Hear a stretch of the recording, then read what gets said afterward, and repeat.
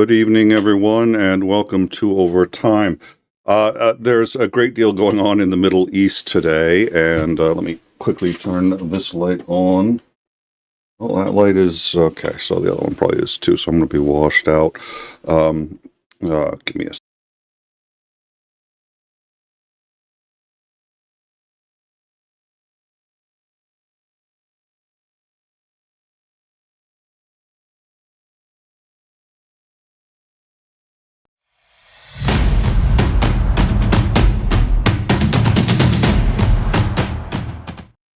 For whatever reason, the backlights seem to make the camera work significantly better. My name is Nicholas Lamar Suter, and this is Overtime. It's been an interesting couple of days. So for the last 3 days, there have been protests in Iran. They started in Tehran with numerous shops closing their doors sort of as an economic protest. They refused to open. They've been protesting both, especially the state of the economy, their currency, which I've forgotten the name of, but I will get in a minute, has dropped to an all-time low against the U.S. dollar. Also, housing is a particular problem, and a lot of the youth don't particularly see a bright future. So once it started in Tehran over the last couple of days, it spread very quickly. It spread to the universities. We've had this discussion before. Once it gets to the universities, it's a very big problem for them. Usually the universities are the last to jump on the bandwagon. These are the biggest single protests we've seen since 22, in which they actually almost overthrew the Ayatollah. So we don't know yet what exactly is going on. We do know that yesterday the president of Iran said that he firmly believed that they could negotiate a settlement with the protesters.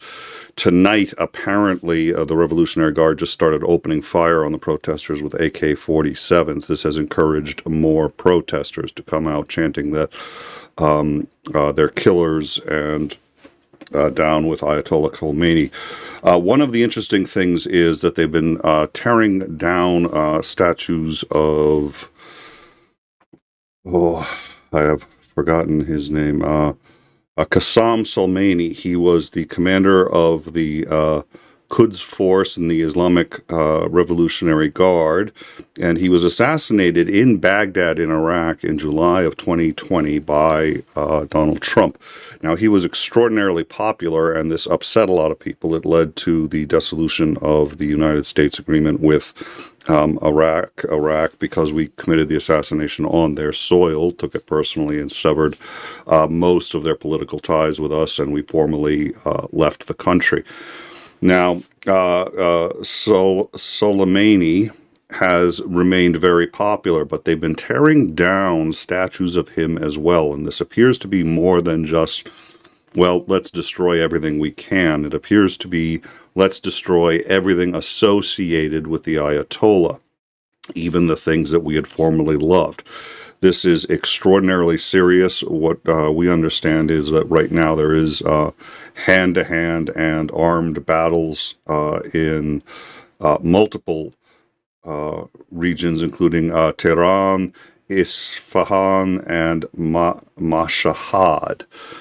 Part of this may have been brought on by the sanctions that Donald Trump dropped on both Iran and Venezuela. He sanctioned 10 individuals and entities across both those countries. Now, in Iran, he was specifically targeting drone and missile programs, and he also froze their assets. This is going to make their economy even worse. They know that. Internet across Tehran is down. We believe internet is still functioning in most of the rest of the country, but it's making it impossible for us to get any live views or updates, save that we're aware that they are firing. We know that a police station, basically everybody, all the officers inside the police station broke out automatic rifles, hunkered down, and just started firing at anything that moved outside the windows. So, excuse me. On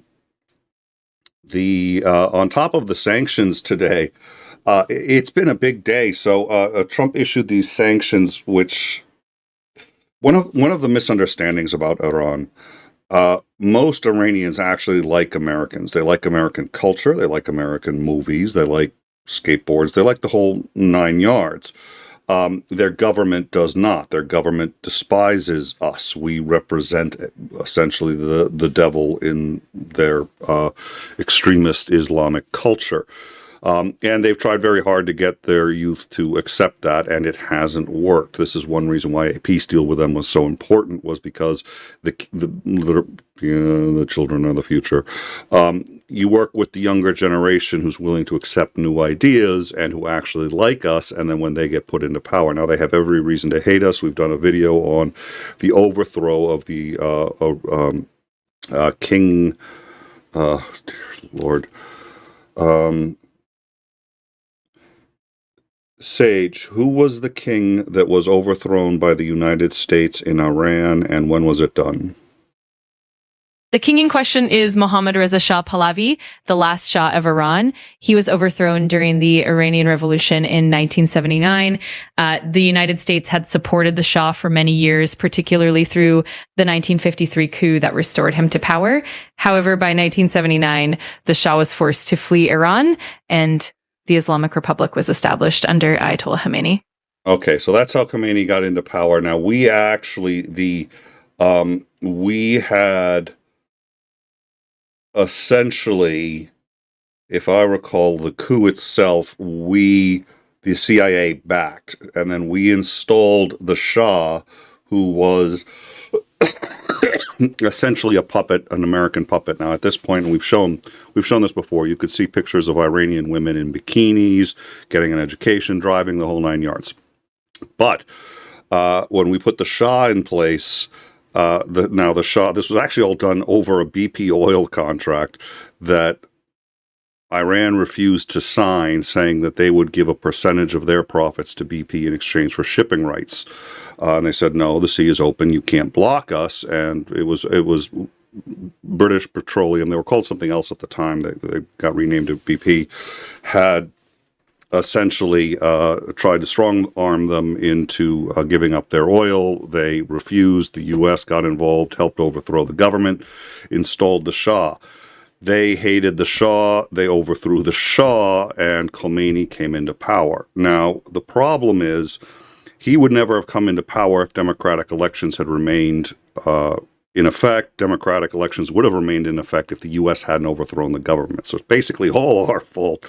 Hate to say it, that that the Iranian people are ruled by a fundamentalist Islamic government, because it did not used to be the case. It absolutely did not used to be the case, and it would shock you how, I mean, you could not tell the difference between a beach in 1970s Iran and a beach in 1970s U.S. They all wore the same thing, bikinis, cars, the whole 9 yards. Their culture was very similar to ours. Now, since the Ayatollah came into power, he has ruled with an iron fist. There have been multiple attempts to overthrow him. They have all failed.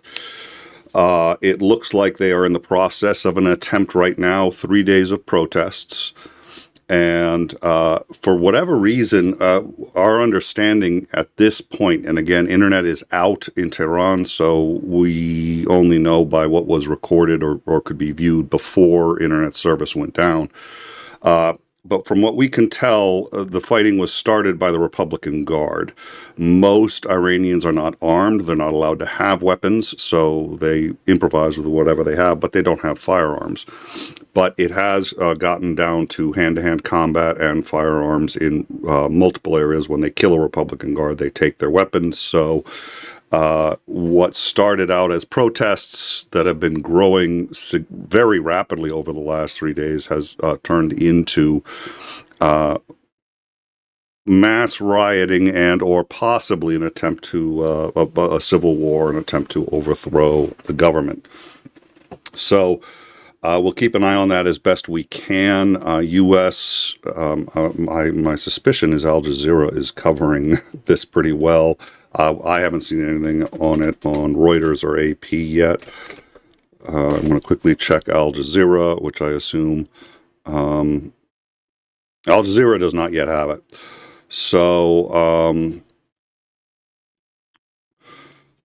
Congratulations, you're on one of the, not the first, but one of the first news organizations to be covering this. So at this point, stand by one. Just, yep, okay, perfect. So, this also comes in the middle of Iran boasting that it can now deliver a nuclear weapon to the United States. This is not something that they should be boasting about. That is, in fact, the reason they got sanctioned today. So they got sanctioned today. They also did multiple ballistic missile tests that appear to have worked. They say that the strike on the mountain that purportedly destroyed all their uranium has not destroyed it. Currently, U.S. intelligence believes that they do not have a nuclear weapon, but that they are probably weeks to months from being able to build one if they do a crash program, which they could do at any time. So with the ballistic missile tests, it appears as if they are preparing to reach a point where they can deliver an atomic weapon to the United States. This is what forced the sanctions, and for whatever reason, the Ayatollah said, well, let's make things a little warmer here, and ordered the Revolutionary Guard to just slaughter all of the protesters across huge swaths of Iran. And this is not just in Tehran. This is the protests are everywhere. So normally, in most cases, this causes protesters to flee. We had on Alex, who was a revolutionary. He was a member of an underground movement that was trying to overthrow the Ayatollah and wanted to bring back one of the Shah, I think it was the Shah's son, who is in exile in the U.S. At any rate, we still don't know who a credible successor would be, and we don't know if they can pull this off. But usually what happens is when they begin shooting, everybody turns and runs, and that has not been what has been happening so far.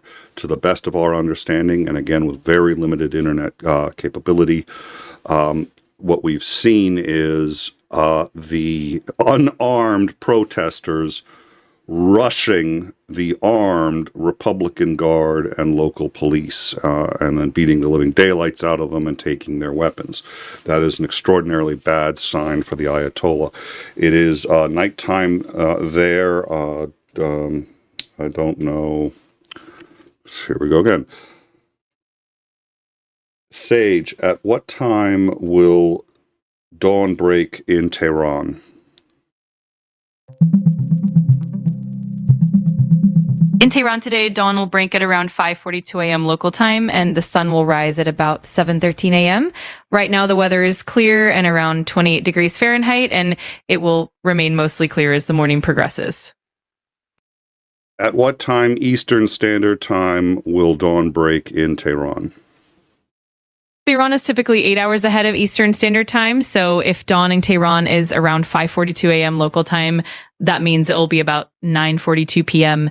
the previous evening Eastern Standard Time. All right, so at about 9:42 p.m. tonight, we're going to start, and we've been down this road before. This is not our first time doing this with either Iran or with Israel. There was a million man rioting against Israel, against Netanyahu a few years back. And until the sun comes up, you actually really can't tell what's going on. You can tell in individual pockets what's going on. You can tell, okay, these people are fighting the cops. And it makes it look like everybody's fighting the cops. And then it turns out, no, just the group that there happened to be a camera there was fighting the cops. Everybody else ran.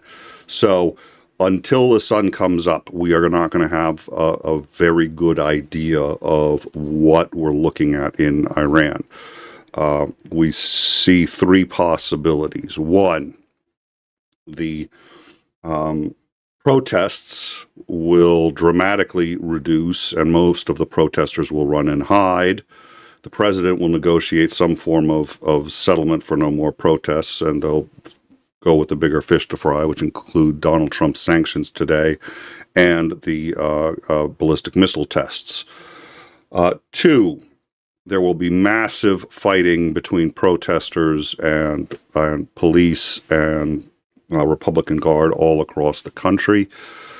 That's the second thing. Or the third thing is the Ayatollah will be back on his heels, and you will see significant progress being made in terms of protesters taking over small or even larger swaths of Iran.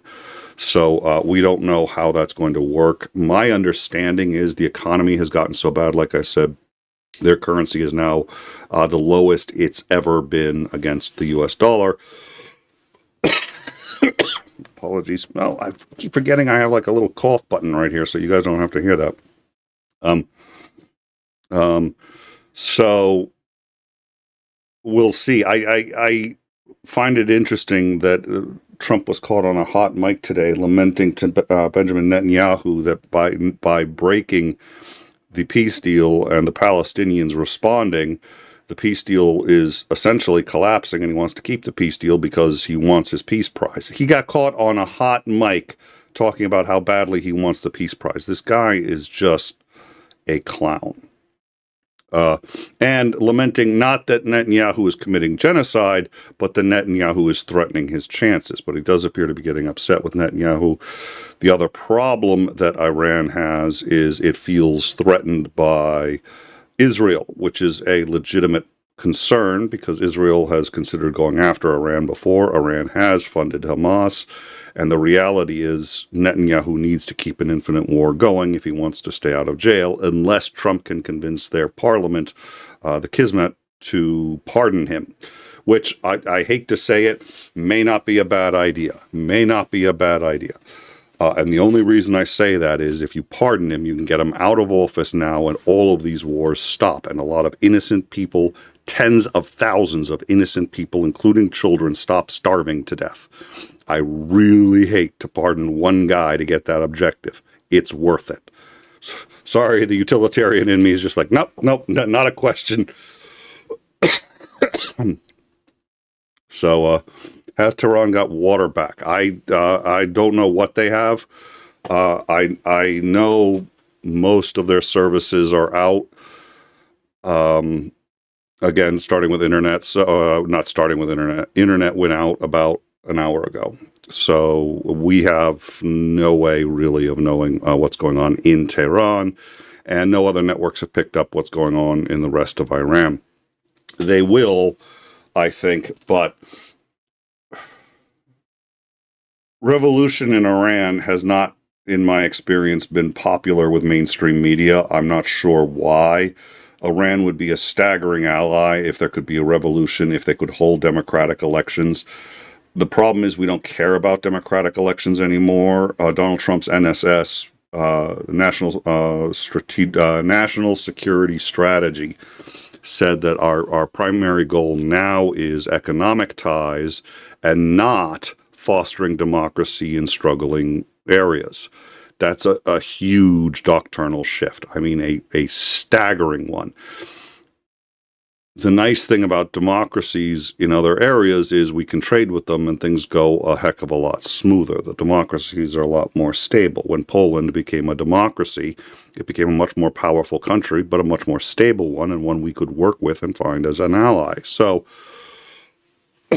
it's very short-sighted, this kind of thing, but Trump is very short-sighted himself. He cares about the money he can get for himself right now. So it's been... And by the way, it's worth noting, I mean, Iran has a huge, I started down this road and I didn't finish it. Iran has a huge reason to detest the United States of America. We overthrew their legal government, installed a puppet of ours.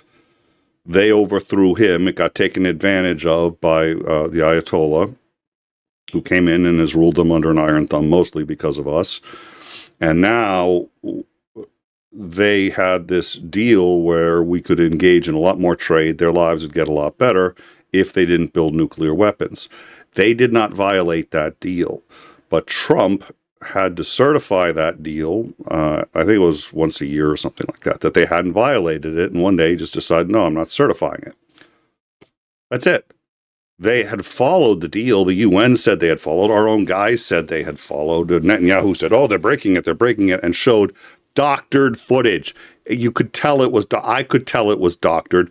The NSA, the CIA, everybody said it's doctored. And Trump was like, oh, they're breaking it. And boom, the deal was done, which undermines our ability to engage in diplomacy with every country in the world, but is yet another reason for Iranians to get really pissed at us, because they were doing what they were supposed to, and we rewarded them by taking everything we wanted and screwing them over. So far, the people still seem to like us. My advice, jump on that as quickly as you can. If they like us, support what they're doing, support free elections, support them going back to the way they were before we interfered, let them hash it out, and get rid of the Ayatollah, get rid of the Sharia law, and we may have another partner in the Middle East. The biggest reason we don't have partners in the Middle East is the stuff that we do. It's not them. In most cases, admittedly, the Sharia law is, dear Lord. But, all right, so let me quickly check. I know we got a couple super chats, and then I think I'll do a wrap up, and then I think we're done. Johnny Negregard, 22 Norwegian kroner. Hello, time traveler. Water war is imminent. It is a great ending to the movie The Big Short, which was, I thought, a very good movie on the collapse, the economic collapse. There's a number of movies about the economic collapse from different perspectives. The Big Short was about the economic collapse in 2008, and one of the men who predicted it, who gets played by Christian Bale, and he predicted it. He saw it coming because he did something nobody else thought to do, which is to actually look at the data. Nobody bothered to look at the data and the mortgages. They just assumed it was all okay. And he was just like, why don't I just start looking at the data and see what I could find? And in random samples, he was finding so many bad mortgages. He's like, if these samples are a true reflection of, because the entire mortgage market is about to collapse. And if that happens, so he bet on the economic collapse of Bank of America, a whole bunch of other companies, and had to also take out insurance so that if they collapsed, he would still get paid. And everybody laughed their asses off, and sure enough, he was right. Having said that, right now, his number one, actually, he literally just closed Scion. He closed his company. He's no longer on Wall Street, but prior to that, he was trading in only one product, water. Oh, that makes you feel good, doesn't it? Dunk on you, $20. Fourth try to get this through. Well, sir, I appreciate you continuing to try. Thank you. It really does help. Getting picked off by YouTube auto-censoring. Slava Ukraini. Heroyam slava I spasibo большое. Duncan, you also gifted 5 memberships, and I also had said at one point Kofefe, and then someone was like, Kofefe, that's Russian. What, you're speaking Russian? Kofefe is not Russian. It's Trumpian.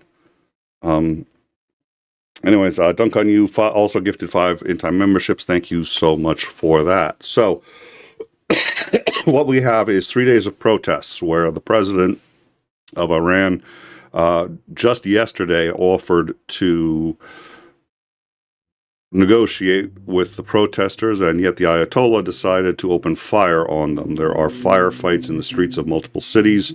Well, I shouldn't say firefights because the protesters are unarmed, but they're becoming armed as they kill Republican Guard, and they are charging Republican Guard positions despite being unarmed. So this has happened again. Again, this is the largest one since 22. So the Ayatollah has been successful in surviving these. We don't know what's going to happen, but I think the initial thought was they were all going to disperse. And it appears as if they have not done that. So the first scenario that looked most likely, that the Ayatollah was probably expecting that they just bail, that hasn't happened. And I think it's because the economy has just gotten so bad, they're as good as dead anyway. And you don't want to put your people in that position because then they've got nothing to lose. You might as well just overthrow you. So tonight at about 9:40 p.m., it will be dawn in Tehran, and we should have a much better idea of what's going on. We're going to be putting that and keeping an eye on that on our Discord. I doubt we're going to go to breaking unless there is a legitimate threat to Khamenei's regime. If it looks like, in fact, the government could possibly fall, we will go breaking with that. Other than that, we'll keep an eye on it. When I say could possibly, if it looks like it's on its way towards falling, we'll be back. So make sure you hit the like and subscribe button. Make sure that you, our 9 p.m. scheduled show for tonight has been canceled. We will not be doing that. Our next scheduled show is Thursday, 9 p.m. with Commander Lance McMillan. I suspect we'll have a lot to talk about. Also on the 4th, the Congress will be back in session. Midterms will be all they're thinking about. They're going to be trying to avoid doing anything that upsets their constituents. So they're all going to be playing it safe. But the Epstein files have reached this conundrum where we saw one pretty gruesome, it's in the Discord, description of Donald Trump doing some pretty gruesome things. And that we have 2 copies of it, and both are on the Discord. The first copy is from the Department of Justice, and it was released in their latest release about 5 or 6 days ago. And you can tell what's happening to the girl. You can tell it's being done by someone, but who's doing it is redacted. Whether they knew this or not, or have the wherewithal to, I think they're moving so fast, they don't, and they're not permitted to redact Trump. They're not permitted to redact him. That was put into the law quite explicitly for this precise reason. A judge had already released that particular document. I think it was from the Maxwell trial. And without the redactions, it's Donald J. Trump doing it. When he's doing it, it's to an underage girl. It's there in black and white. And the Department of Justice has now been caught explicitly redacting Donald Trump's name to protect his image, which is a violation of that particular law. They already have her on not bringing all the documents out on time, and a purported new 1 million documents have been found by the NYPD and the New York field office for the FBI. As we said earlier, I'm not sure that they recently found these. I think they've been holding on to them until the right time. And then they're like, oh, here you go. And what's going to happen is they're going to get intercepted by or at least the House Oversight Committee is going to try to intercept them and get the non-redacted versions before those get to Pam Bondi's office. At any rate, Pam Bondi has clearly and irrefutably broken multiple laws, including had redactions that the only possible reason could be to protect Donald J. Trump. And both the ranking member and the chairman have said that, no, it's not the chairman, it's the ranking member, and then who's the other Republican, the top Republican, who is not the chairman, have said that they're going to look into possibly impeaching Pam Bondi and or setting up fines of up to $5,000 a day for every day that she does not complete the release of the files. And there's probably going to be more consequences for now. What they can prove is redacted Trump's name. So that's what we've got. Thank you all so much for joining us, and we look forward to seeing you. And again, we're going to keep an eye on this, but join us on the Discord, and we will talk to you soon. Good night.